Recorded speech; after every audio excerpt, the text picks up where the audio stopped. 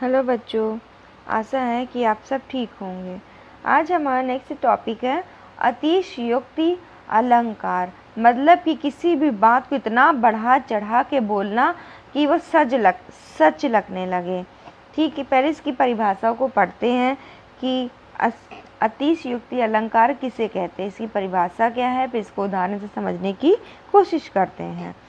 जहाँ किसी वस्तु, व्यक्ति की बहुत बढ़ा चढ़ा कर वर्णन किया जाता है तो वहाँ अतिशयोक्ति अलंकार होता है। अभी मैंने बोला ना कि जहाँ पर कोई भी या किसी के भी बारे में बढ़ा चढ़ा कर कुछ बात की जाए तो वहाँ अतिशयोक्ति अलंकार होता है। उदाहरण क्या है इसका?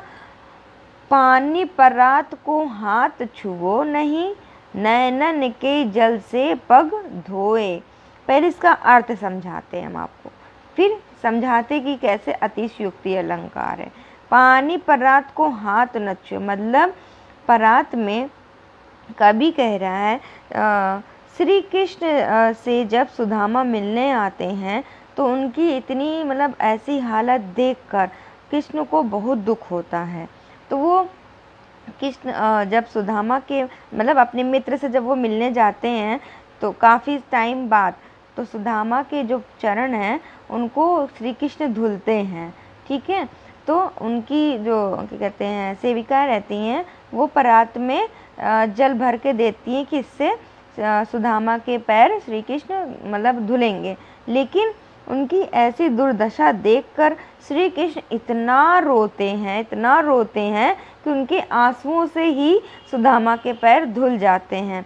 अब इसमें देखिए अतिशयोक्ति ही है ना। ऐसा हो सकता है कि कोई इतना रोएगा कि पानी की ज़रूरत ही नहीं पड़ेगी, उसी से ही पैर धुल जाएगा, लेकिन एक भाव है ये।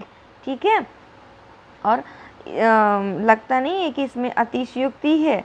पानी परात को हाथ न छुए, मतलब परात में जो पानी भरा था श्री कृष्ण ने उसको छुआ भी नहीं।